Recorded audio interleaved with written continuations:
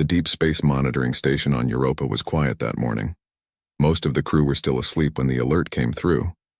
Only Jack, the night shift monitor, was awake to see the first blinking red light on his screen. "That's not right," he said to himself, tapping the glass display. The sensor readings showed something massive moving into the solar system. At first he thought it was a mistake. Objects that big didn't just appear out of nowhere. He ran the scan again. The readings were the same. Jack pressed the emergency button. "Captain Reed to the control room, now." Captain James Reed was a tall man with tired eyes. He had been in space for 15 years, 9 of them as captain of the Europa station. Nothing much surprised him anymore, but when he saw the readings, on Jack's screen his eyes opened wide. "How big did you say it was?" he asked. "Almost as big as Earth's moon, sir," Jack replied. "Moving slowly at the edge of our system. No heat signature, no radiation, it's just there." Reed checked the readings himself. "Send word to Earth. We need a team to check this out." 3 days later, the scout ship Horizon left Europa Station. On board were Captain Reed, Dr. Lisa, Brown, and engineer Tom Miller. Lisa was the best xenobiologist in the space program, even though she had never actually met an alien. Tom was strange but brilliant with machines. He had a way of fixing things no one else could understand. "Approaching the object," Reed announced as they neared their target. Through the main window they saw it for the first time. It was smooth and dark gray, shaped like an oval with flat sides. No windows, no visible engines, just a massive shape floating in space. "That's not a natural object," Lisa said, pressing her face against the glass. "Someone built that." Tom said nothing, but he felt a strange buzz in his head like a forgotten song. The Horizon circled the mysterious object, taking readings from all sides. They found what looked like a door on one end. Reed decided they would dock there and try to enter. "Are you sure that's wise, Captain?" Lisa asked. "We don't know what's inside." "That's why we're here," Reed replied. "To find out." The docking was easy, almost as if the giant ship had pulled them in. The door opened without resistance. Reed led the team inside, all 3 wearing their spacesuits just in case. Inside, lights came on as they entered. The air was breathable according to their tools. Slowly, they removed their helmets. "How is this possible?" Lisa wondered. "This ship must be ancient, but everything works perfectly." The halls were wide and tall, with smooth walls covered in strange writing, symbols showing stars, planets, and what looked like maps of the galaxy. One symbol appeared more often than others. 3 vertical lines next to each other with a circle around them. "Class 111, Tom said suddenly. Reed looked at him. "What?" Tom pointed at the symbol. "That's what it means.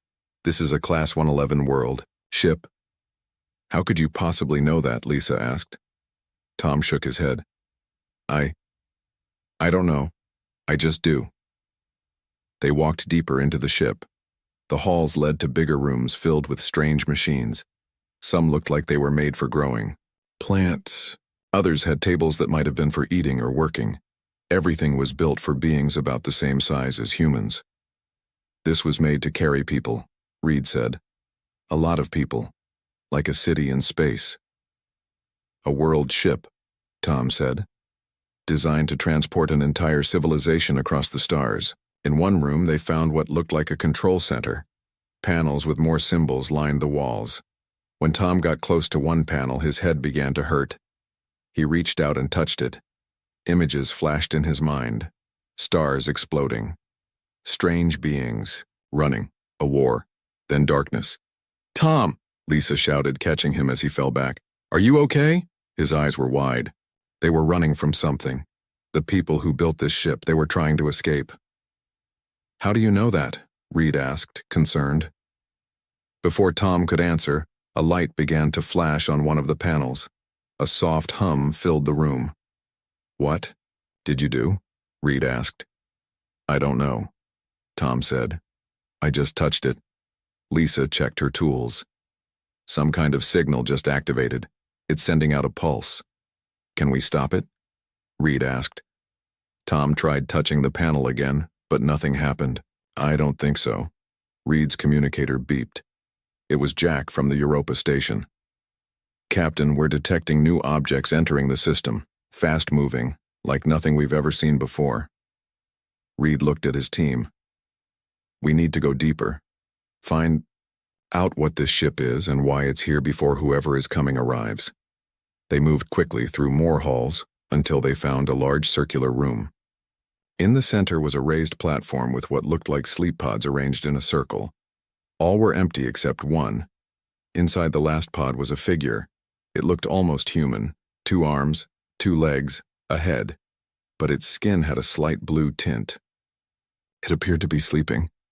"An alien," Lisa whispered, her eyes wide with wonder. "A real alien." Tom stepped toward the pod, drawn by a feeling he couldn't explain. When he got close, his head began to hurt again. He reached out and touched the glass. The pod lit up. The pain in Tom's head grew stronger.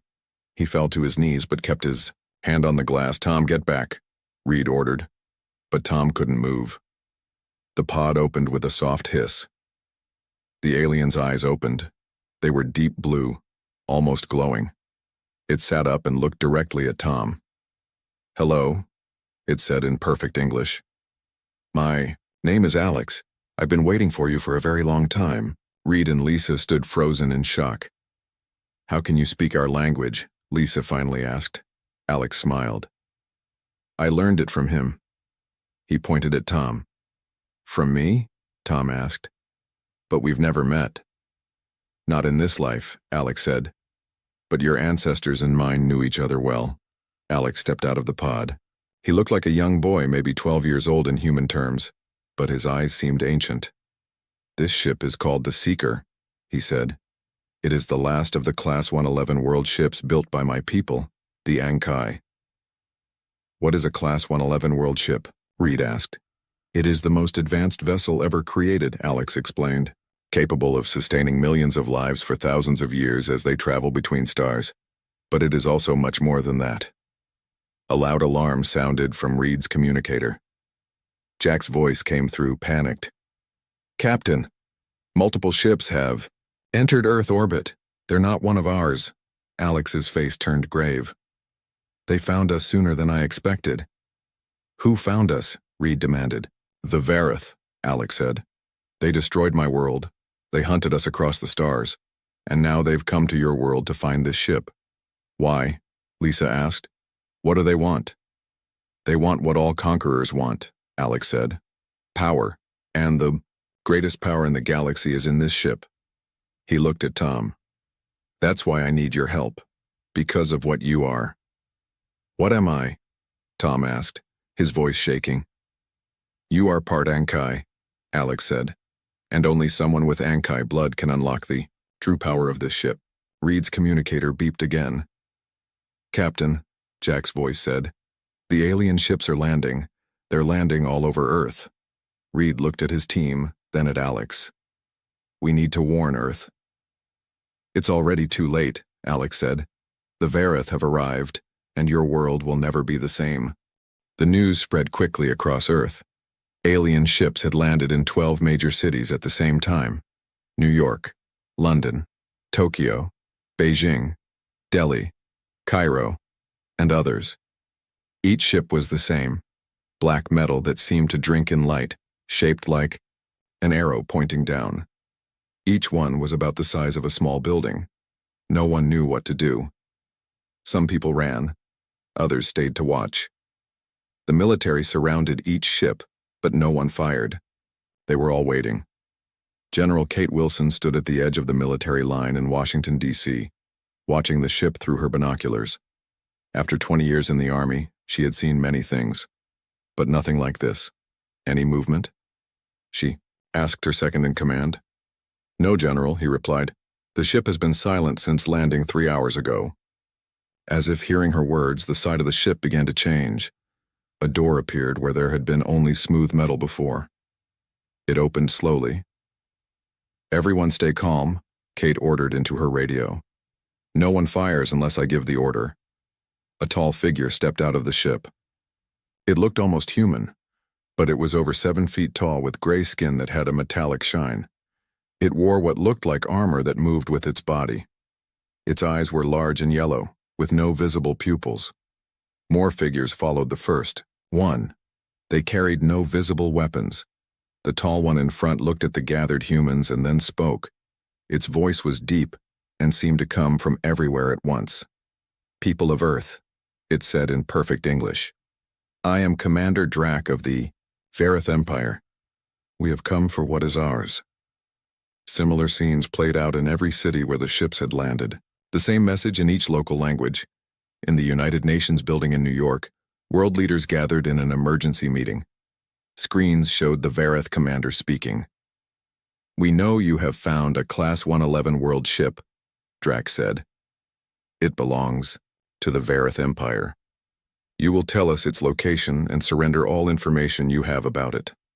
The President of the United States stood up. "What gives you the right to make demands?" "You've landed in our cities without permission." Commander Drac's yellow eyes narrowed. "We have the right of power. Your weapons cannot harm our ships. Your technology is primitive compared to ours." To prove his point, Drac raised his hand. A small device appeared in it. He pressed something and all across the room phones and computers stopped working. "If you do not cooperate," Drac continued, "we will take more than your machines. We will take your world. You have 72 hours to deliver the coordinates of the world ship and all data you have collected. If you fail, we will show you the true meaning of power." With that, Drac and his soldiers returned to their ship. The door closed behind them. The same message was delivered in every city. 72 hours. Give us the world ship, or face destruction. Back. On the world ship, Captain Reed and his team were unaware of what was happening on Earth. Their communication with Europa Station had been cut off after the last message about the alien ships. "We need to get back to Earth," Reed said. "Warn them about what's coming." Alex, the Ankai boy, shook his head. "The Vareth are already there. We don't have much time." "What do they want with this ship?" Lisa asked. "If they're so powerful, why do they need it?" "Let me show you," Alex said. He led them deeper into the ship, to areas they hadn't explored yet. They came to a large circular room. In the center was a glowing blue sphere about the size of a basketball, floating in the air. "This is the Nexus Core," Alex explained. "It's the heart of the world ship. It can change matter and energy at will." Tom stepped closer to the core, drawn by something he couldn't explain. The pain in his head returned, but milder this time. "What do you mean it can change matter and energy?" Reed asked. "Watch," Alex said. He picked up a small metal tool from a nearby table and tossed it toward the core. The tool stopped in midair. The blue light grew brighter. The metal began to change shape, melting and reforming. When it dropped to the floor, it was no longer a tool, but a small statue of a bird, perfect in every detail. "That's impossible," Lisa whispered. "Not impossible," Alex said. "Just beyond your current science. The core understands the basic patterns of all matter. It can rearrange atoms and molecules to create anything. And the Vareth want this power," Reed said, understanding now. Alex nodded. "My people, the Ankai, used the core only for creation, to build homes, to grow food, to heal the sick, but the Vareth see it as a weapon. They would use it to conquer worlds, remake them in their image." "They'd be like gods," Lisa said. "False gods," Alex corrected. "The core has limits, and it was never meant to be used for destruction." Tom was still staring at the core. "I can hear it," he said quietly. "In my head. It's singing." Alex put a hand on Tom's shoulder. "That's your Ankai blood. Many thousands of years ago, before my time, the Ankai visited Earth. Some stayed, had children with humans. That blood has been diluted over generations, but it's still there in some of you. It lets you connect with our technology." Reed's face showed concern. "If what you're saying is true, Earth is in serious danger. We need to get back and warn them." "Even if we leave now, it will take days to reach Earth," Lisa pointed out, "and the Vareth are already there." "There's another way," Alex said. He walked to a wall and placed his hand on it. A hidden door opened, revealing a small room with what looked like a circle of light in the center. "This is a jump gate. It can take us directly to Earth. Like teleportation? Lisa asked, amazed. Something like that, Alex said. The Ankai built them throughout the galaxy. This one is set to Earth. How is that possible? Reed asked. If your people visited Earth thousands of years ago, how would this still work? The gates are self-sustaining, Alex explained. They draw energy from space itself. As long as their pattern remains intact, they function. A loud bang echoed through the ship. What was that? Lisa asked. Reed checked his scanner. Something just docked with the ship. Multiple somethings. Alex's face turned grim. The Vareth have sent ships here too. They're trying to take the world ship while their commander negotiates on Earth. Negotiates? Reed asked. Or threatens? Both, Alex said. It's how they work. They offer you a choice that isn't really a choice. If Earth gives them the location of the world ship, they'll take it and leave. If not, they'll take it anyway and destroy your world as punishment. Then we need to stop them, Tom said, surprising everyone with the strength in his voice. I don't understand all this yet, but I know we can't let them have this ship or this core. The jump gate can only take 3 at a time, Alex said. And someone needs to stay to make sure the Vareth don't reach the core before we can organize a defense. Reed made a quick decision. Lisa and Tom go with Alex to Earth. Warn them about what's happening here. I'll stay and slow down the Vareth. Captain, that's suicide, Lisa objected. That's an order, Reed said firmly. Earth needs to know what they're really dealing with, and Tom needs to be protected. If what Alex says is true, he may be the key to all this. Another bang, closer this time. They're getting in, Alex warned. We need to go now. Tom looked at Reed. We'll come back for you, Captain. Reed nodded. I'll hold them off as long as I can. Now go. Alex activated the jump gate. The circle of light expanded, showing what looked like a room on the other side. Pull through quickly, Alex instructed. Think of where on Earth you want to go and the gate will take you as close as it can. Tom and Lisa gave Reed one last look, then followed Alex through the gate. The light flashed brightly, then disappeared, leaving Reed alone. He pulled out his laser pistol and headed toward the sounds of the Vareth forcing their way into the world ship. Come on then, he muttered to himself. Let's see what you're made of. The jump gate opened in an empty office building in Washington, D.C. Tom, Lisa, and Alex stumbled through, disoriented from the travel. Is everyone okay? Lisa asked, looking around the dark room. Tom nodded, but his face was pale. That was intense. The first jump is always difficult for those not used to it, Alex said. It will pass soon. They found themselves in what looked like an abandoned storage room. Dust-covered boxes were stacked along the walls. A small window showed it was night outside. Where are we exactly? Lisa asked. About 3 blocks from your Pentagon, Alex replied. Tom was thinking of military headquarters when we jumped, so the gate brought us as close as it could. Tom looked surprised. I didn't say that out loud. The gate reads surface thoughts, Alex explained. It's how it knows where to take you. They made their way out of the building and onto the street. The city was in chaos. People were running, some carrying bags, others just trying to get away. Military vehicles moved toward the center of the city. In the distance, they could see the black Vareth ship looming over the mall. We need to find someone in charge, Lisa said. Someone who will listen to us.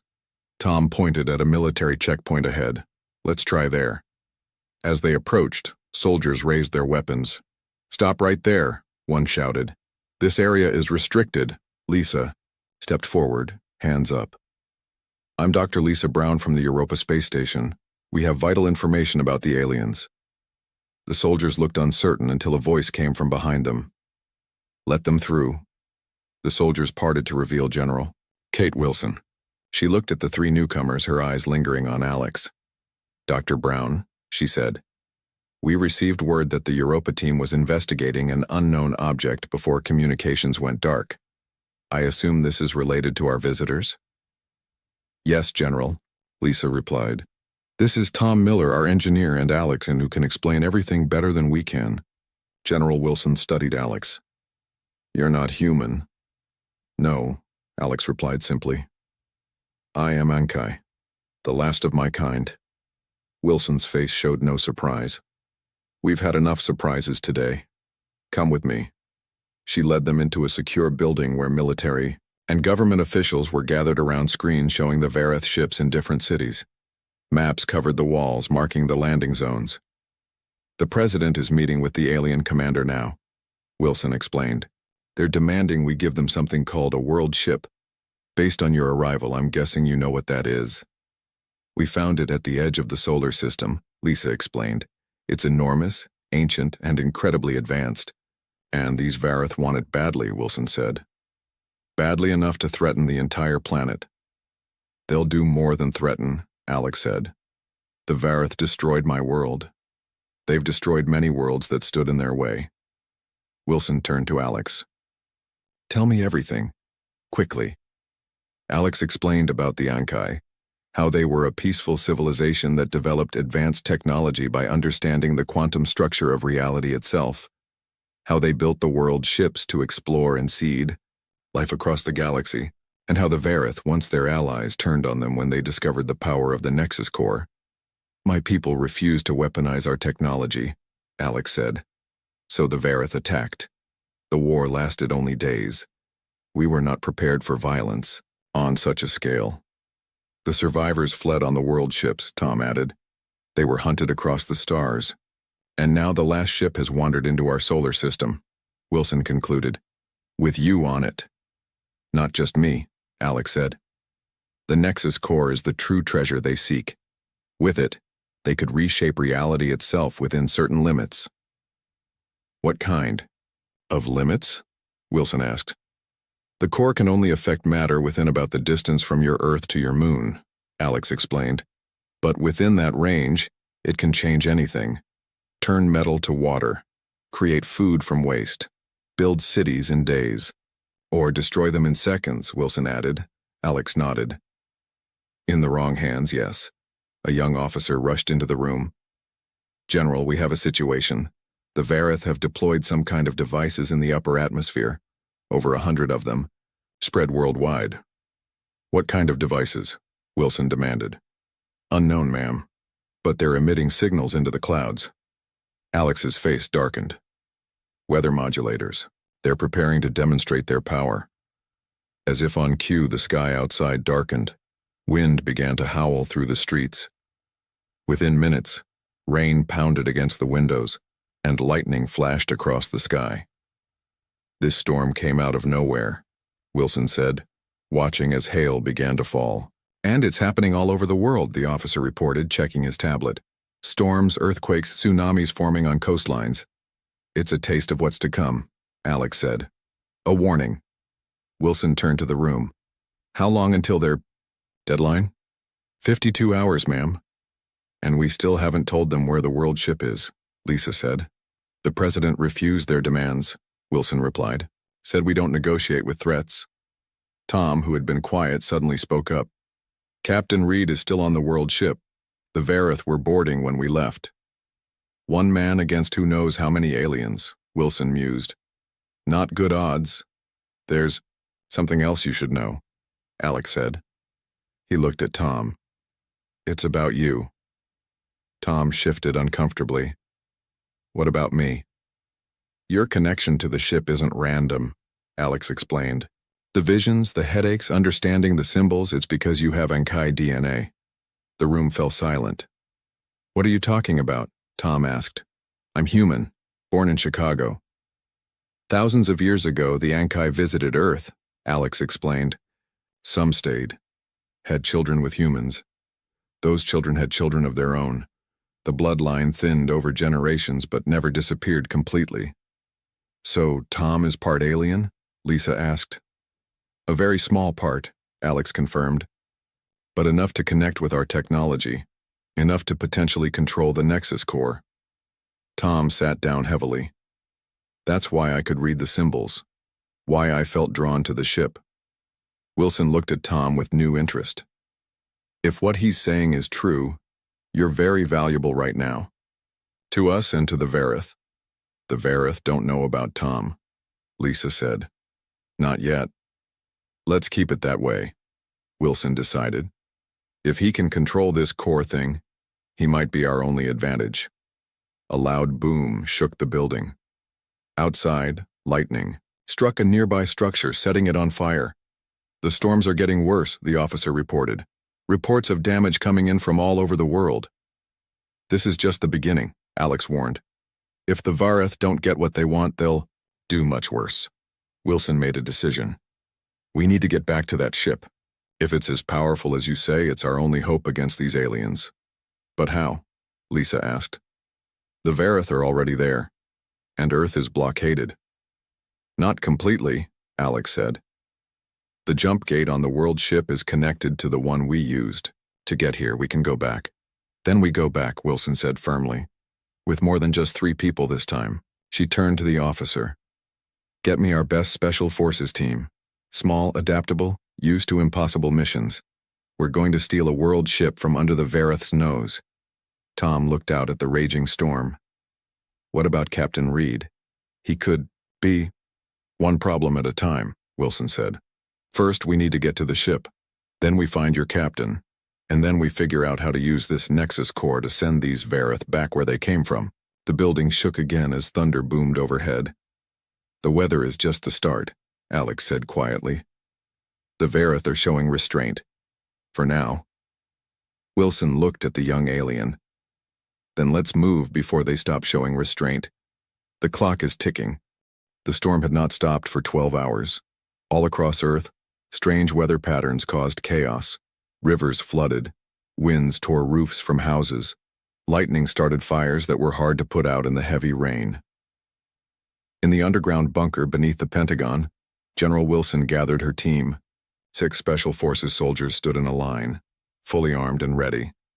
Tom, Lisa, and Alex watched as Wilson explained the mission. This is not a normal operation, Wilson told the soldiers. You are going to another world. A ship bigger than anything we've ever built, and it's currently being taken over by hostile aliens. One of the soldiers, a muscular man named Mike, spoke up. What's the objective, General? Primary objective is to secure the ship's core power source, Wilson replied. Secondary is to rescue Captain Reed if he's still alive. The alien boy, Alex, will guide you. Alex stepped forward. The Vareth will be looking for the Nexus core, that's our advantage. They don't know exactly where it is inside the ship. But you do? Another soldier asked. Yes, Alex said. And I know paths they won't expect us to use. Tom was staring at a tablet screen, drawing symbols he had seen on the world ship. The strange headaches had returned, but milder now. Almost like a gentle pressure rather than pain. What about the Vareth ships around Earth? Lisa asked. Once we make our move, won't they attack? Wilson nodded. That's why we need to be quick. We're organizing a global resistance effort. Every nation is preparing to strike the Vareth ships at the same time, as a distraction. It won't be enough, Alex warned. Their ships are too advanced. We don't need to win, Wilson said. We just need to buy you time to reach the core. Tom looked up from his drawing. I think I understand something about the ship now. The symbols, they're not just writing. They're keys. He showed them the tablet. The symbols he had drawn seemed to glow slightly on the screen. Each major section of the ship has a control room, Tom explained, not sure how he knew this. If we can reach one, I might be able to slow down the Vareth, maybe lock some doors. Wilson looked impressed. That gives us more options. Mike, half your team focuses on getting Tom to a control room. The rest go with Alex to secure the core. What about me? Lisa asked. You know more about the ship than anyone except these two, Wilson said, nodding toward Tom and Alex. You're the backup. If anything happens to either of them, you need to step in. Outside, the thunder grew louder. The lights in the bunker flickered. Their demonstration is getting worse, Wilson noted. We need to move now. They made their way to the abandoned building where the jump gate had brought Tom, Lisa, and Alex to Earth. The room was still empty, but now guarded by soldiers. How do we activate it? Wilson asked, looking at the empty space where the gate had been. Alex stepped forward and placed his hand on the wall. Blue light spread from his fingers. forming a circle that grew until it was large enough for a person to step through. Think of the world ship, Alex instructed the team. Specifically the room we arrived from. The gate will take us there. Mike and his team checked their weapons. Ladies first, he said with a grim smile. Lisa took a deep breath and stepped through the gate. The blue light flashed. She disappeared. One by one, the others followed. Tom went last, looking back at General Wilson. 48 hours, she reminded him. That's all the time we have before the Vareth deadline. Tom nodded and stepped through the gate. On the world ship, the room was dark when they arrived. Alex quickly touched a panel on the wall, and soft lights came on.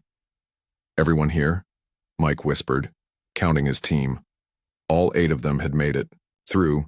Mike and his 5 soldiers, plus Lisa, Tom, and Alex.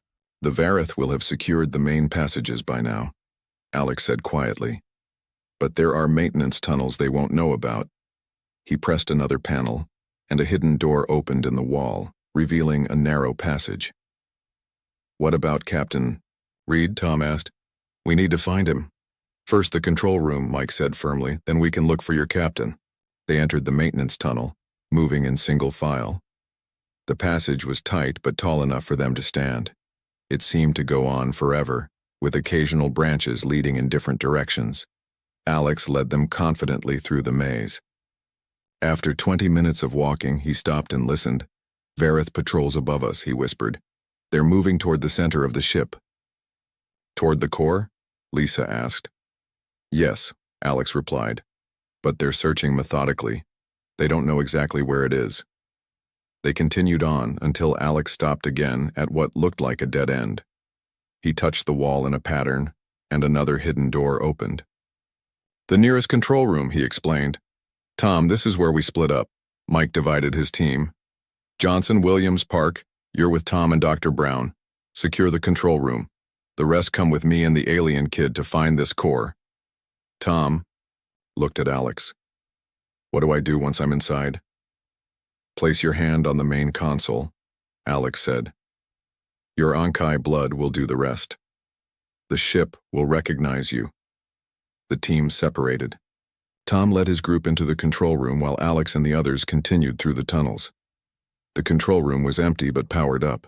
Screens showed different parts of the ship, many now occupied by Vareth soldiers. They moved in organized, patterns, searching room by room. They're thorough, Lisa noted. Military precision. Tom approached the main console, a curved panel with those same strange symbols glowing softly. He placed his hand on it. Instantly, his mind filled with images. The whole ship appeared in his thoughts, every room, every corridor. He could see the Vareth, hundreds of them spreading throughout the ship, and he could see something else, a single human heat signature hiding in a storage room 3 levels down. Captain Reed, Tom said aloud. He's alive.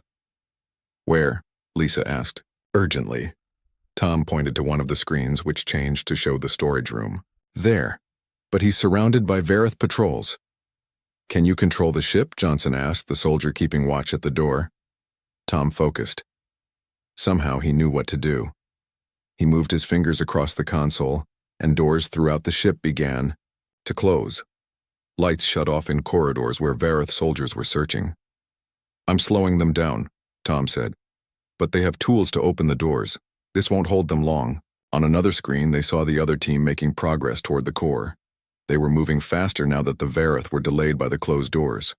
Wait, Tom said suddenly. Something's wrong. A new alert appeared on the screen. Outside, the ship, several Vareth vessels were approaching. They're sending reinforcements, Lisa realized. At that moment, the ship shook violently. Alarms began to sound. What was that? Park asked, steadying himself against the wall. They're attacking. The ship? Tom said, reading the symbols that flashed across the screen. They must have realized someone else is on board. Can this ship defend itself? Johnson asked. Tom shook his head. The defensive systems were never activated. The Ankai were peaceful. They never expected to need weapons. The ship shook again.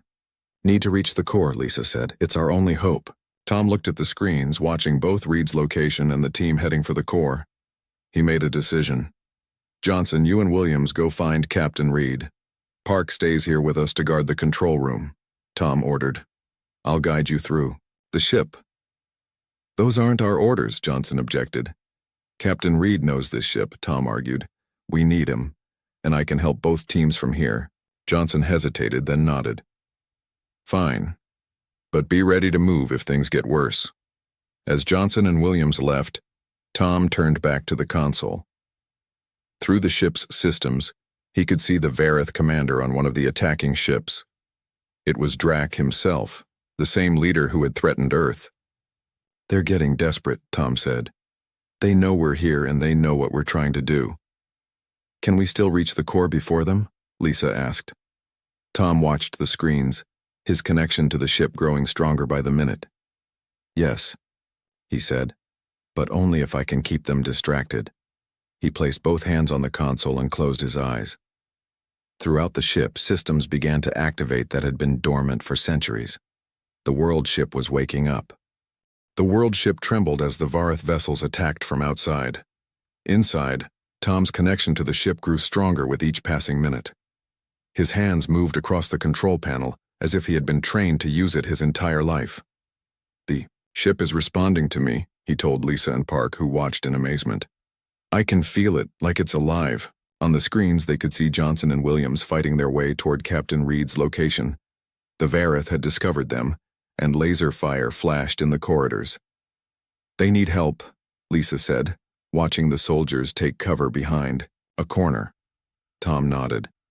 He closed his eyes and concentrated. In the corridor where Johnson and Williams were pinned down, panels in the walls suddenly opened. Small floating orbs emerged, glowing with soft blue light. The orbs moved toward the Vareth soldiers and released pulses of energy that knocked them unconscious. What are those? Park asked, his rifle still trained on the control room door. Defense drones, Tom replied, surprised at his own knowledge.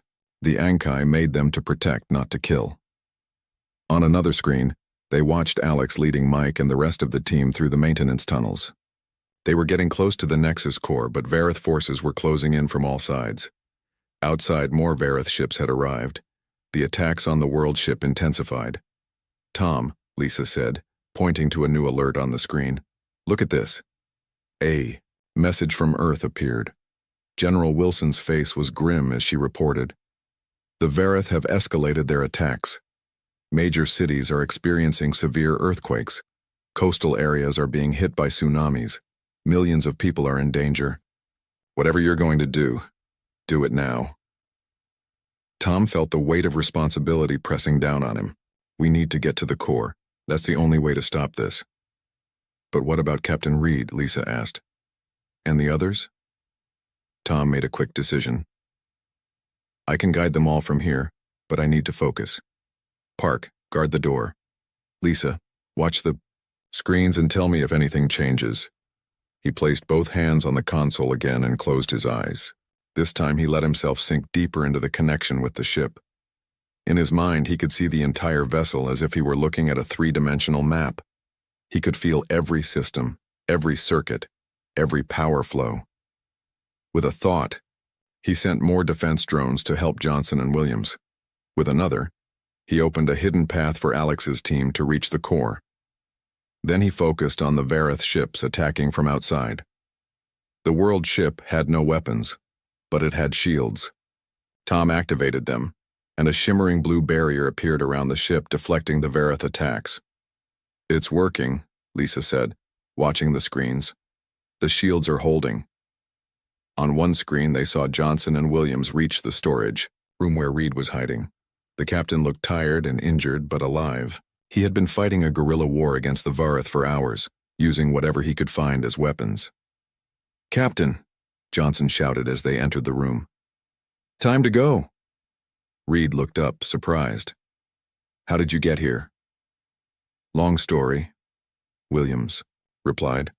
But Tom Miller is controlling the ship somehow, and we need to get to the core. On another screen, Alex's team had reached the entrance to the core chamber. But Vareth soldiers had found another way in and were already inside. No, Lisa gasped. They've reached the core. Tom opened his eyes. We need to get there now. All of us. He sent a message to both teams, directing them to the core chamber. Then he, Lisa, and Park left the control room, running through the corridors that Tom now knew by heart. As they ran, the ship shook again. The Vareth attacks were getting more intense, and even the shields were beginning to fail. General Wilson just sent another message, Lisa said, checking her communicator. The Vareth on Earth are saying they'll destroy everything if they don't. Get the ship in the next hour. They're getting desperate, Tom replied. That means we're close to stopping them. They reached the core chamber just as Reed, Johnson, and Williams arrived from another direction. Alex and his team were already inside, engaged in a firefight with Vareth soldiers. The chamber was massive, with the glowing blue Nexus core floating in the center. Vareth soldiers fired energy weapons at Mike's team, who had taken cover behind pillars around the room. In the center of the Vareth forces stood Commander Drac himself. He had come aboard from his ship and was approaching the core. Stop them, Tom shouted. More defense drones appeared from hidden compartments, flooding the room and attacking the Vareth. In the confusion, Mike's team advanced, taking out more soldiers. Tom ran toward the core, knowing that he needed to reach it before Drac. The Vareth commander saw him coming and fired his weapon. The blast hit the floor near Tom's feet, sending him tumbling. Tom, Reed shouted, firing his borrowed Vareth weapon at Drac. The commander turned and shot Reed in the shoulder. The captain fell back, wounded but still conscious. Humans, Drac said, his voice cold. You have no idea what power you're meddling with. This technology belongs to the Vareth now. Alex appeared beside Tom, helping him to his feet. Tell him why you want it so badly, Drac, the boy said. Tell them the truth. Drac hesitated, then laughed bitterly. Why not? You'll all be dead soon anyway. He turned to the humans. My people are dying. A genetic disease is killing us slowly. We need the core to rewrite our genetic code to save my species. So you would destroy other worlds to save your own? Lisa asked, helping Reed sit up. Without hesitation, Drac replied. Survival is all that matters. That's where you're wrong, Tom said, standing up straight. The Ankai understood that all life is connected. That's why they built the world ships, to preserve life, not just their own. Tom started walking toward the core again. Drac raised his weapon, but Alex stepped in front of Tom. He's right, Alex said. The core was never meant to be a weapon. It was meant to heal, to create, to bring worlds together. Stand aside, child, Drac ordered. I can't do that, Alex replied, and neither can he. Tom stepped around Alex and continued toward the core. Drac fired, but the blast seemed to curve around Tom, missing him completely. What? Drac shouted in confusion, firing again with the same result. Tom reached the core and placed his hands on it. The blue glow intensified, spreading up his arms and throughout his body. His eyes began to glow with the same blue light. Understand now, Tom said, his voice echoing strangely in the chamber. This was never about power, it was about connection. The blue light spread throughout the chamber, touching everyone, humans and Vareth alike. Images appeared in the air around them. Stars being born, planets forming, life evolving. The entire history of the galaxy played out before their eyes. We are all part of the same story, Tom said, the knowledge of the Ankai flowing through him. The Vareth, the Ankai, the humans, we all came from the same stars. The light grew brighter, and something changed. The Vareth weapons transformed in their hands, becoming simple tools. Outside, the attacking ships stopped firing as their weapon systems changed form. What have you done? Drac demanded, looking at his transformed weapon. I've reminded the core of its true purpose, Tom replied. Not destruction, but creation. Not division, but unity. The blue light spread beyond the ship, reaching toward Earth. The weather control devices the Vareth had deployed began to change, transforming from tools of destruction into machines that healed the atmosphere and stabilized the weather patterns. The core is rewriting your technology, Alex explained to Drac. Not to harm you, but to save you. It will heal your genetic disease just as you wanted, but it won't let you harm others to do it. Drac fell to his knees, watching as the blue light touched his skin. He could feel the change beginning, the disease that had been killing his people slowly being corrected. "Why?" he asked, looking up at Tom. "Why would you help us after what we did?" "Because that's what the Ankai would have done," Tom replied. "And that's what humanity chooses to do. We help those in need, even our enemies." The glow around Tom faded, and he stepped back from the core. It still floated in the center of the chamber, but now it pulsed with a new rhythm, as if it were breathing. "What happens now?" Reed asked, his wound already healing from the core's energy. Tom looked at Alex, then at Drac, then at his fellow humans. "Now we learn from each other. The world ship will take its place in Earth orbit. It will be a bridge between worlds, a place where Vareth, humans, and the reborn Ankai can work together." "A new beginning," Lisa said, smiling. "For all of us," Tom agreed, as the blue light of the Nexus core continued to spread throughout the galaxy, healing, connecting, and bringing worlds together. The massive alien warship glided silently through the asteroid belt between Mars and Jupiter. Its sleek purple hull reflected the distant sunlight as smaller scout ships darted around it like faithful dogs around their master. Admiral Reed stood on the bridge of his flagship, his 4 eyes fixed on the main display screen. His fleet had been searching this sector for 3 days, following strange energy readings that didn't match any known signatures. "Admiral," called out his sensor officer, "we're picking up something large about 30,000 kilometers ahead. It's partially hidden behind a cluster of asteroids." Reed moved closer to the screen, his long fingers touching the control panel to enhance the image. "Show me," he commanded. The screen zoomed in, revealing what appeared to be a massive ship drifting lifelessly in space. Its dark gray hull was scared and pitted, bearing the marks of what must have been an intense battle. "Scan it," Reed ordered. His crew quickly went to work, their instruments probing the mysterious vessel. The ship was huge, nearly 2 kilometers long, with a design unlike anything in their database. Through the damage and debris, they could barely make out some writing on the hull. "HMS Thunderchild." "It's human," Reed said, his voice filled with surprise and excitement. The Stellar Confederation had been fighting these primitives for the past 5 years, slowly pushing them back toward their homeworld. But this was different. This ship was far larger than any human vessel they had encountered before. "Life signs?" Reed asked. "None detected, Admiral. No power readings either. The ship appears to be completely dead." Reed smiled, showing his pointed teeth. This was an opportunity he couldn't ignore. Human technology, while primitive compared to the Confederation's, had shown surprising effectiveness in battle. A chance to study one of their largest warships up close was too valuable to pass up. "Bring us alongside," he commanded. "Prepare boarding parties. I want every inch of that vessel examined." As his fleet moved into position around the derelict human ship, Reed couldn't help but feel proud. His superiors would be pleased with this discovery. Perhaps they would even find something useful to help them in their final push toward Earth.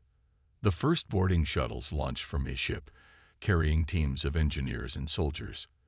Reed watched them approach the Thunderchild, noting how small they looked next to its enormous hull. The human vessel's design was strange, blocky and practical rather than elegant like Confederation ships. Its weapon ports were huge, suggesting it carried armaments far larger than anything they had seen humans use before. "Sir," his communications officer called out, "the first boarding team has reached the hull. They're cutting their way in through what appears to be an auxiliary airlock." Reed nodded, continuing to study the vessel. Something about it bothered him, but he couldn't quite place what. The damage patterns, perhaps.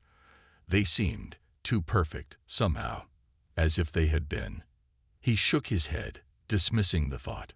Humans were clever, yes, but they were still primitive. Their ship's eyes were basic, their weapons unrefined, their tactics straightforward. This was simply a damaged vessel, probably abandoned after some desperate battle. "Team 1 has entered the vessel," the comm officer reported. "They report the interior is dark and cold. No atmosphere. They're proceeding toward what appears to be a command center." More boarding shuttles attached themselves to the Thunderchild's hull like remoras on a shark. Reed ordered his fleet to spread out, maintaining a loose formation around the derelict. Standard procedure when investigating an unknown vessel, even a seemingly dead one. Hours passed as the boarding teams worked their way through the massive ship. Their reports painted a picture of an advanced but abandoned vessel. The corridors were empty, the rooms silent. They found crew quarters with personal items left behind, a massive engine room with strange technology they didn't recognize, and weapon systems that seemed far too large for a species at humanity's level of development. "Admiral," one of the engineering teams reported, "we've located what appears to be the main computer core. It's unlike anything we've seen in human ships before. The system appears to be completely powered down, but the hardware, it's far more sophisticated than expected." "Can you access it?" Reed asked. "We're working on it now, sir. The security systems are inactive, but the architecture is complex. It may take some time to." The engineer's voice cut off suddenly. Reed straightened in his command chair. "Report," he demanded. "What's happening?" Static filled the channel for a moment before the engineer's voice returned. "Sorry, sir. Just a temporary communication issue. We're about to begin accessing the main systems. There's something odd about the power distribution network, though. It seems to be routing through a section of the ship we haven't been able to locate yet." Reed frowned. His instincts, honed over decades of military service, were screaming at him now. Something wasn't right. The ship was too perfect to find, too conveniently placed in their path to Earth. The damage was too precise, the systems too advanced. "Pull the boarding teams back," he started to say, but it was too late. Deep within the Thunderchild, in a heavily shielded chamber that had been deliberately hidden from scans, emergency power systems that had been quietly maintaining minimal life support for years kicked into high gear. Cryopods began their revival sequences as dormant systems suddenly surged to life. In the ship's computer core, the engineering team watched in horror as dead displays suddenly lit up with a soft blue glow. A gentle female voice echoed through the empty corridors. "Primary systems restart initiated. Welcome back, Captain Walker." Reed stood up so quickly his command chair toppled backward. "All ships, battle stations. This is not a derelict, it's a..." Before he could finish, the Thunderchild's hull began to glow with power. What they had thought were battle scars suddenly shifted, revealing carefully disguised weapon ports. The massive ship that had appeared dead and broken now hummed with energy, its systems coming online with practiced precision. The last thing Admiral Reed saw before his sensors overloaded was a message broadcasting on all frequencies. "This is Captain James Walker of the HMS Thunderchild to all Confederation vessels. Thank you for falling into our trap. Now, allow us to demonstrate why you should never have underestimated humanity." The battle was about to begin, and the alien fleet would soon learn that they had not found a wreck. They had awakened a giant. Captain James Walker opened his eyes slowly, his mind fighting through the fog of cryo-sleep. The pod's cover slid away with a soft hiss, and warm air rushed in to replace the cold. His muscles ached as he took his first real breath in what felt like forever. The medical readout above his pod showed that everything had gone according to plan. 5 years of frozen sleep, waiting for this exact moment. "Welcome back, Captain," Mary's familiar voice came through the speakers. "The alien fleet has taken the bait. 57 enemy vessels currently surround us, including their flagship. All hands are awakening on schedule." Walker pushed himself up, grabbing the handrail next to his pod. Around him, 49 other cryopods were opening, revealing his carefully chosen crew. They were the best Earth had to offer, volunteers who had agreed to sleep for years, waiting for this chance to turn the tide of the war. "Status report," he ordered, his voice rough from disuse. "The enemy boarding parties have spread throughout the ship exactly as predicted," Mary replied. "They're currently attempting to access my core systems through the dummy interface we prepared. The real computer core remains secure and undetected." Walker nodded, making his way to the medical station where tubes of restoration fluid waited. He drank one quickly, feeling strength return to his limbs. The taste was awful, but it would help his body recover from the long sleep. Around him, his crew was doing the same. "How long until they realize what's happening?" he asked. "Approximately 3 minutes until my systems come fully online. The enemy admiral has just ordered his boarding parties to retreat. He suspects something, but it's too late." Walker smiled. Everything was going exactly as planned. 5 years ago, when the aliens had first attacked Earth, humanity had been caught off guard. The Stellar Confederation had expected an easy victory over what they considered a primitive species.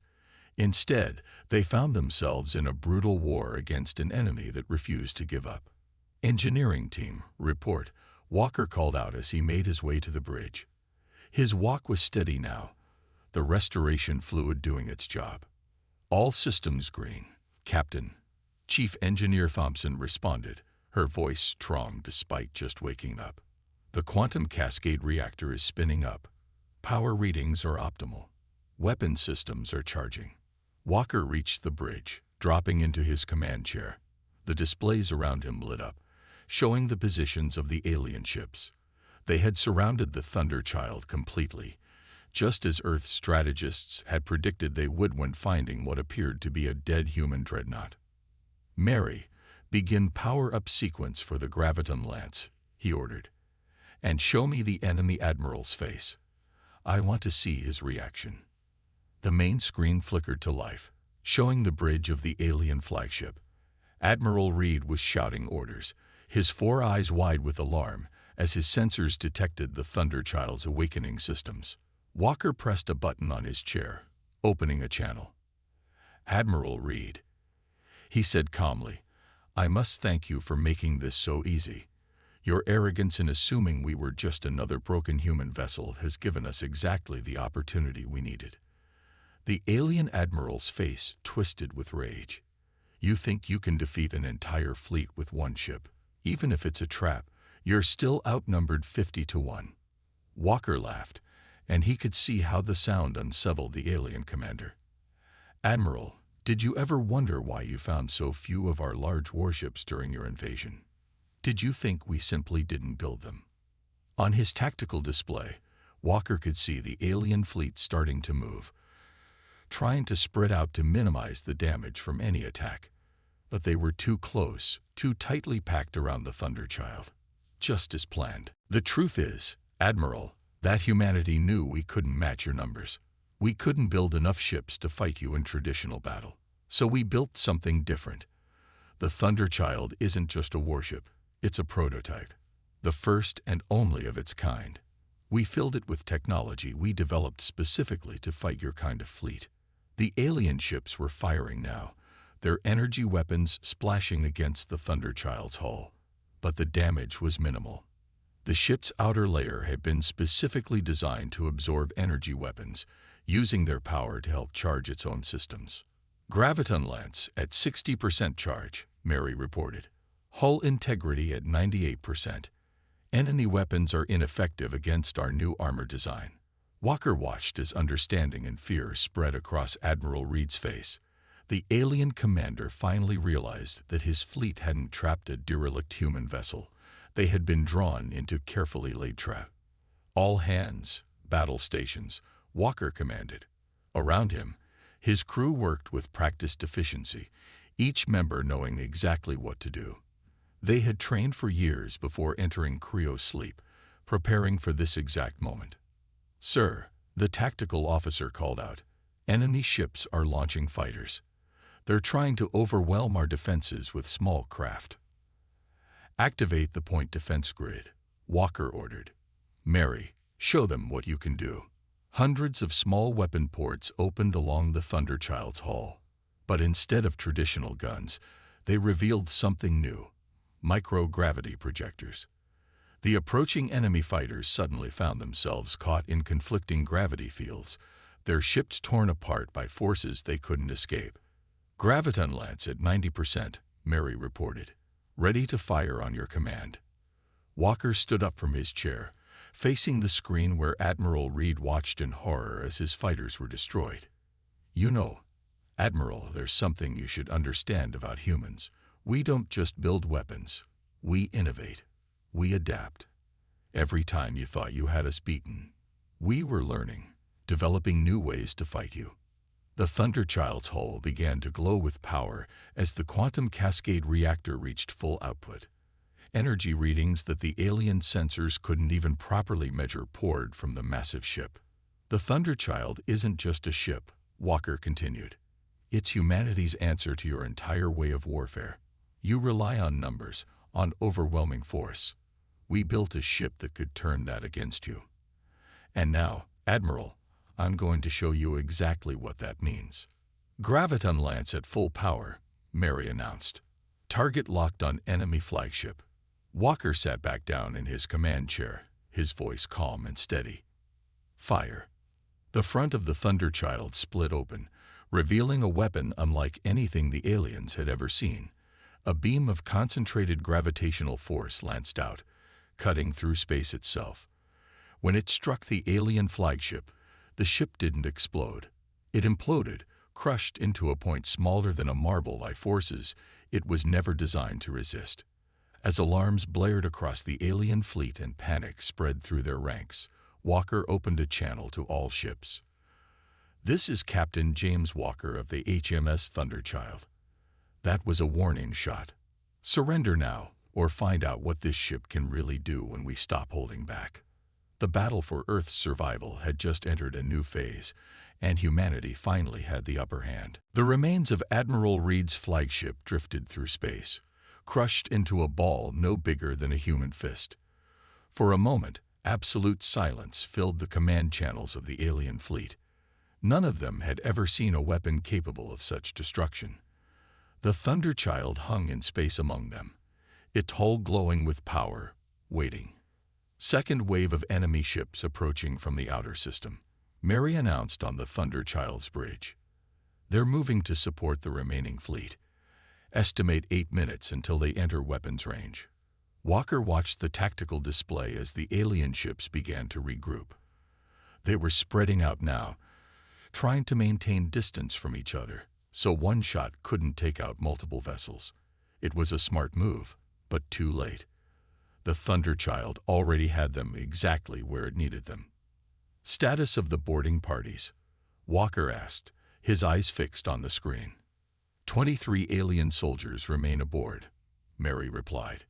"They're trapped in sections C through F. Emergency bulkheads are holding them in place." Walker nodded. "Send in the combat drones. No survivors.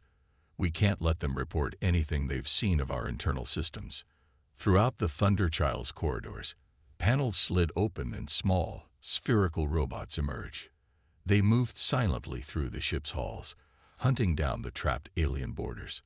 The drones were another innovation, designed specifically to fight in the ship's tight spaces. On the main screen, the alien fleet's new commander opened a channel. His uniform showed the rank of Vice Admiral, and his 4 eyes blazed with fury. "This is Vice Admiral Thex of the Stellar Confederation," he announced. "Your weapon is impressive, human, but you're still one ship against a fleet. Surrender now, and we'll make your death quick." Walker smiled, remembering the briefings from 5 years ago. The aliens always followed the same patterns. When faced with an unexpected threat, they relied on overwhelming force. It made them predictable. "Mary," he said quietly, "initiate Phase 2. Throughout the Thunderchild, hidden systems began to activate. The ship's outer hull, designed to look like battle-scarred armor, started to shift. Plates moved and reformed, revealing rows of what looked like mirrors along the ship's length. "What are you doing?" Vice Admiral Thex demanded, his confidence wavering as his sensors detected the change. "Teaching you a lesson about human ingenuity," Walker replied. "You see, the Graviton Lance isn't our only weapon. While we slept, waiting for you to take our bait, we had plenty of time to prepare other surprises." The mirror-like panels along the Thunderchild's hull began to glow. They were quantum reflection arrays, designed to capture and redirect energy weapons. 5 years of studying alien combat tactics had taught humanity how heavily the Confederation relied on energy-based weapons. Several alien ships opened fire, their energy beams streaking toward the Thunderchild. But instead of impacting the hull, the beams hit the reflection arrays and bounced back, amplified by the ship's quantum cascade reactor. The alien vessels were struck by their own weapons, now powerful enough to pierce their shields. "Chief Thompson," Walker called to engineering, "how's our power looking?" "Quantum cascade reactor is performing above expectations, Captain," she replied. "The energy we're absorbing from their attacks is actually helping to charge our systems faster than predicted. We could fire the Graviton Lance again in less than 2 minutes." The alien fleet was in chaos now. Their standard tactics were worse than useless. Every attack they launched was being turned against them. The Thunderchild moved through their formation like a shark through a school of fish, its reflected weapons cutting through ship after ship. "Sir," the tactical officer reported, "the second wave is adjusting course. They're trying to surround us in a sphere formation." Walker nodded. "Just as the strategists predicted. Mary, prepare for maneuver Delta 7. The Thunderchild's engines flared to life. The massive ship began to spin slowly, its reflection arrays creating a web of deadly energy as they caught and redirected the continuous alien fire. The maneuver looked strange, almost like a dance, but it had been carefully calculated during those long years of planning. "Graviton Lance charged to full power," Mary announced. "Ready to fire on your command." The alien fleet's sphere formation was almost complete now. They thought they had the advantage, being able to hit the Thunderchild from all angles. They didn't understand that they were just making things easier. "Vice Admiral," Walker opened the channel again, "I'm going to show you something interesting. You see, when we designed the Graviton Lance, we made some modifications to the quantum cascade reactor. It lets us do this." Walker pressed a button on his chair. "Mary, initiate Graviton Cascade." The Thunderchild spinning stopped suddenly. Energy surged through the ship as the Graviton Lance activated. But this time, instead of firing a single beam, the weapon's energy was fed through the reflection arrays. Dozens of gravitational beams shot out in all directions, each one finding a target in the alien sphere formation. Ships imploded one after another, crushed by forces they couldn't comprehend. The carefully planned sphere formation became their death trap, ensuring that no ship was far enough away to escape the Graviton Cascade's reach. "Second wave is retreating," the tactical officer reported, a note of triumph in his voice. "They're breaking formation and running."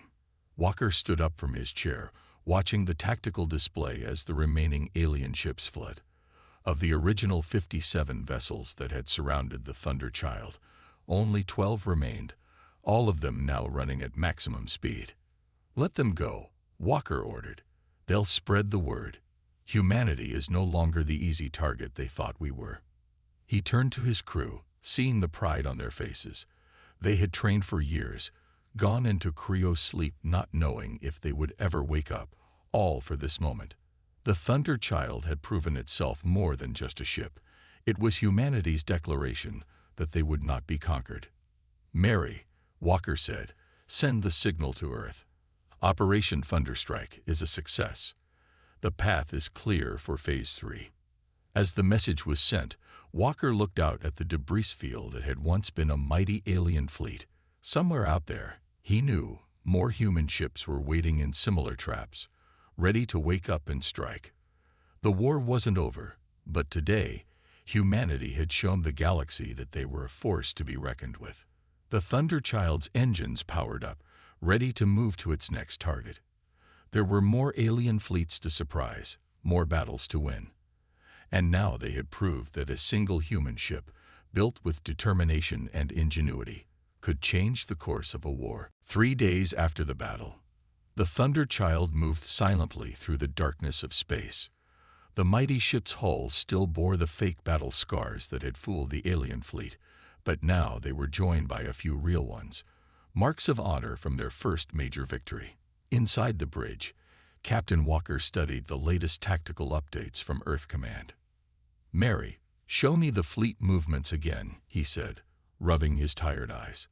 The AI obliged, displaying a holographic map of the solar system. Dozens of red dots showed the positions of known alien fleets, most of them now pulling back toward the outer planets.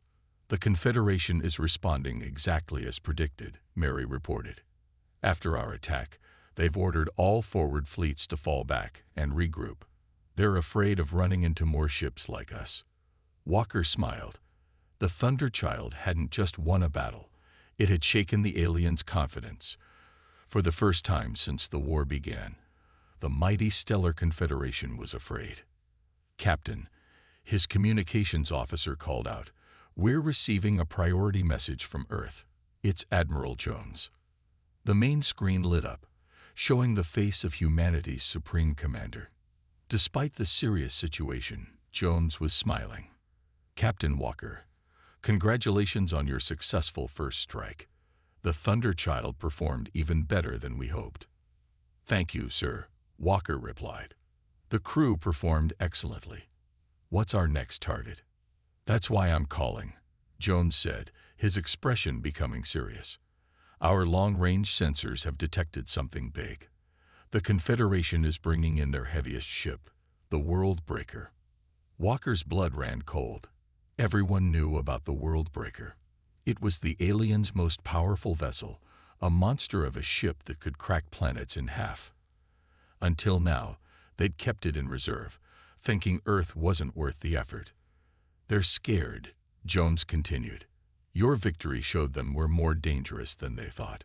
Now they're bringing out their biggest gun to try and end this quickly." "Where is it headed?" Walker asked, though he already knew the answer. "Earth," Jones confirmed. "They want to end the war with one shot. But that's where Phase 3 comes in. Remember those other ships we mentioned?" The tactical display changed, showing new points of light throughout the solar system. Green dots began to appear, each one representing another ship like the Thunderchild. "Operation Thunderstrike wasn't just about your ship, Captain," Jones explained. "While you were sleeping, waiting to spring your trap, we built more. 7 more dreadnoughts, each with their own special modifications. We called them the Thunder Legion." Walker leaned forward, studying the positions of the other ships. "They were all waiting in ambush, just like us." "Exactly. The sleeping giants, we called them. Each one was placed along the likely invasion routes to Earth. When you sent the success signal, they all began waking up. The Thunderchild was just the first to strike." The bridge crew watched in amazement as more reports came in. The Thunder Legion was awakening, each ship revealing itself by destroying nearby alien fleets. The Confederation forces were being caught between multiple hammers, their careful invasion plans thrown into chaos. "But the World Breaker is still coming," Walker said, focusing on the massive red dot moving toward Earth. "Even with 8 ships like the Thunderchild, can we stop something that big?" Jones nodded. "That's why we made each ship different. The Thunderchild has the Graviton Lance. The others each have their own unique weapons. And together," he smiled, "together they form something even more powerful." "Sir?" Walker asked, not understanding. "Captain, your ship isn't just called the Thunderchild because it sounds impressive. Each ship in the Thunder Legion was built to be part of something bigger. When all 8 ships come together, they can combine their quantum cascade reactors. The power output would be enormous." Chief Thompson interrupted from her engineering station. "Sir, are you saying these ships were designed to work together?" "Exactly," Jones confirmed. "The Thunderchild's Graviton Lance, combined with the plasma forge of the Thunderheart, the quantum dissembler of the Thunder Fist, and the other weapons, together they can create something powerful enough to take down even the World Breaker." Walker stood up, his mind racing with the possibilities. "So that's Phase 3. Bring the Legion together and hit them with everything we've got." "You have 4 days before the World Breaker reaches Earth," Jones said. "I'm sending the rendezvous coordinates now. The other ships are already heading there." "Captain Walker," Humanity is counting on you. End this war. The screen went dark, leaving the bridge in silence. Walker turned to his crew, seeing the determination in their faces. They had slept for 5 years, waiting for their chance to strike. Now they had an even bigger mission. Mary, he ordered, plot a course to the rendezvous point. Maximum speed. Course plotted, the AI responded. But Captain, I should warn you. Several alien fleets stand between us and the meeting point. They're trying to block us from reaching Earth. Walker sat back in his command chair, a confident smile on his face. Then we'll just have to show them why they should get out of our way. All hands, battle stations. The Thunderchild still has some lessons to teach about human determination. The massive ship's engines flared to life, pushing it forward into the darkness of space. Ahead lay more battles, more chances to show the aliens why they should never have underestimated humanity. And somewhere out there, 6 other ships just like the Thunderchild were heading toward the same point, ready to join together into something unprecedented. The war was about to enter its final phase, and the Thunder Legion was ready to strike. The World Breaker was coming, but it would find more than just a helpless planet waiting for it. It would find humanity's answer to overwhelming force, innovation, determination, and the combined power of the greatest ships Earth had ever built. In the space between Mars and Earth, 8 massive ships gathered. The Thunderchild had arrived first, followed quickly by its sisters, Thunderheart, Thunderfist, Thundershield, Thunderspear, Thunderstorm, Thunderrage, and Thundercrown. Together they formed a ring in space, each ship nearly identical in size, but bearing different weapons and modifications. All ships reporting ready, Captain, Mary announced on the Thunderchild's bridge. The Thunder Legion is complete. Walker looked at the tactical display showing the approaching World Breaker. The alien superweapon was massive, easily 3 times the size of any Thunder Legion ship. Its black hull seemed to swallow the light from nearby stars, and its weapons were powerful enough to destroy planets. All Legion captains, report in, Walker ordered. One by one, the commanders of each ship confirmed their readiness. They had all slept for years, just like Walker's crew, waiting for this moment. The World Breaker will be in range in 10 minutes, reported Thunderstorm's captain. Our long-range scans show it's charging its main weapon. They're planning to hit Earth from here. Walker nodded grimly. They want to end the war with one shot. But that's not going to happen. Mary, begin the combination sequence. Throughout all 8 ships, quantum cascade reactors began to power up. The ship's hulls started to glow with energy as they moved closer together, forming a perfect octagon in space. Beams of pure energy connected each vessel to its neighbors, creating a web of power. Warning, Mary announced. Enemy fleet approaching with the World Breaker. Reading over 200 support ships. The tactical display filled with red dots as the alien armada appeared. They had brought everything they had, determined to protect their superweapon until it could destroy Earth. The World Breaker itself was at the center of their formation, its main cannon beginning to glow with destructive energy. Legion captains, Walker called out. Activate your special weapons. Let's show them what humanity can really do. Each ship in the Thunder Legion had been built differently. The Thunderheart's plasma forge came online, creating artificial stars between the ships. Thunderfist's quantum dissembler began breaking down the very fabric of space. Thundershield generated massive energy barriers, while Thunderspear prepared its relativistic missiles. Multiple enemy ships launching fighters, Mary reported. They're trying to disrupt our formation. Not today, Walker replied. Thunderstorm, Thunderrage. Show them why that's a bad idea. 2 of the Legion ships broke formation slightly, their specialized weapons coming online. Thunderstorm released clouds of self-replicating nanites that consumed enemy fighters, while Thunderrage unleashed electromagnetic pulses that fried their systems. The World Breaker's main cannon was almost fully charged now. Its energy readings were off the charts, powerful enough to crack Earth in half. But the Thunder Legion was ready. "All ships, complete the link," Walker ordered. "Mary, initiate Thunder Protocol." Energy surged between the 8 ships, their quantum cascade reactors synchronizing perfectly. The space within their octagon formation began to distort as their combined power created something new. A weapon born from the combined genius of humanity's best scientists. "World Breaker is firing," someone shouted. The alien superweapon's main cannon unleashed its planet-killing beam. But it never reached its target. Thunder Shield's barriers caught the blast, channeling its energy into the Legion's combined systems. The other alien ships opened fire too, their weapons uselessly splashing against the Legion's defenses. "Return fire," Walker commanded. "All ships, full power." The Thunder Legion responded as one. 8 different weapons, all designed to work together, activated simultaneously.